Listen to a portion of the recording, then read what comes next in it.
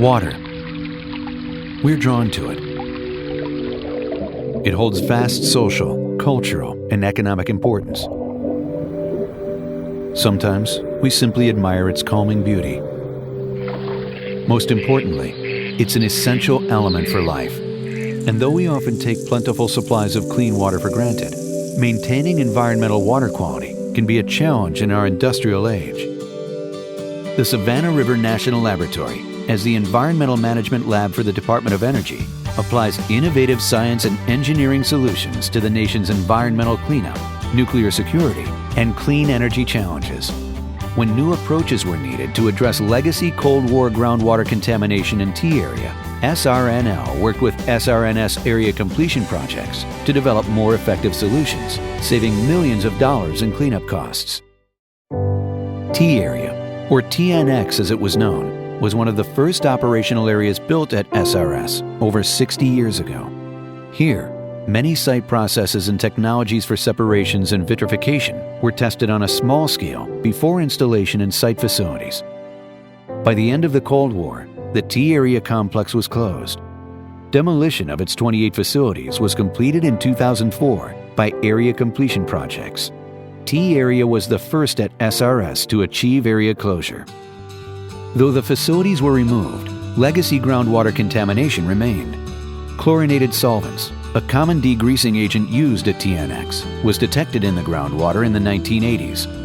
TNX was started out in the early 50s, and disposal practices were basically unlined seepage basins and probably some leaks from processed sewer lines and those type of things. Initially, the area was treated by traditional soil vapor extraction and groundwater pump and treat systems. Both technologies are active technologies and can be expensive to operate and maintain. In the case of T area, pump and treat methods were showing diminishing returns. The pump and treat had started not being very efficient on removal, and it was basically what we call as a tail. We weren't getting very many pounds out for the volume of water we were pulling out. And it looked like at that time the remediation was going to last at least another 30 years. In collaboration with environmental compliance and area completion projects, researchers at SRNL began investigating newer, more effective technologies to address the remaining contamination. ACP had talked to SRNL and we came up with looking at carbon sources and using the microbiology to degrade. So that's where the pilot study came in conjunction with ACP and SRNL, design phase for laboratory studies and those type of things to make sure that we had a high probability of success. Their solution was the injection of a common household product, soybean oil. The vegetable oil is actually food grade oil is what we use, so it's almost the same thing you can buy off the grocery store shelf, except we usually buy it in 300-gallon totes. The oil is basically a carbon source. Lots of different carbon sources could be used. Soybean oil will last a little bit longer than, say, molasses. Molasses has been used, but soybean oil will last longer. So what happens is basically makes reducing conditions.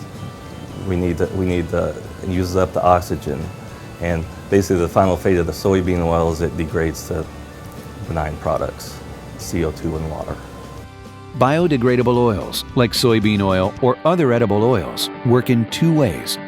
They contain and keep the contamination from spreading, and in a process called enhanced attenuation, they help accelerate natural microbe activity, which consumes solvents and breaks them down into harmless byproducts, essentially helping nature help itself.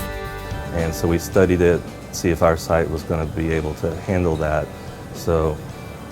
And all our laboratory testing and white papers and literature reviews showed that T area would be a promising site for that technology. After a successful treatability study and appropriate regulatory approvals, a transition was made from the more expensive active treatment methods at TNX to the innovative low-cost passive methods using the vegetable oil treatment. Pump and treat out at TNX was estimated at costing them almost $1 million a year. The more passive oil technique, it's all happening underground, taking care of itself. Well, all that really needs to be done is to monitor the site to make sure that it stays healthy and is doing its job.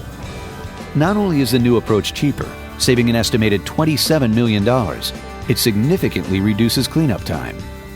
Compared to the pump and treat system, we think that looks like we'll cut off about almost 20 years for that remediation process. Today, T-Area bears little testimony to the technological and process development role it played at SRS for nearly 50 years.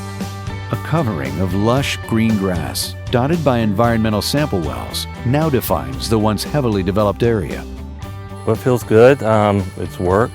Looking at the site at this point, compared to the history of the site, and now it's a grassy field and the groundwater is cleaning up and it feels good. The less expensive, passive groundwater remediation methods have replaced the more expensive, active systems.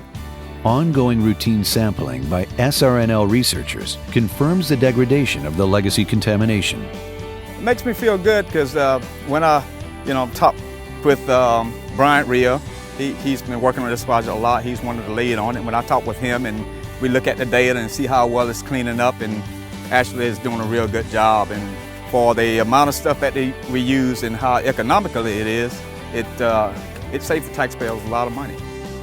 Innovative, efficient, cost-effective.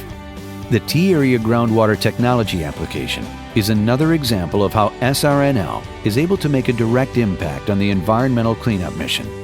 And it continues a long history of putting science to work to develop innovative solutions for the country.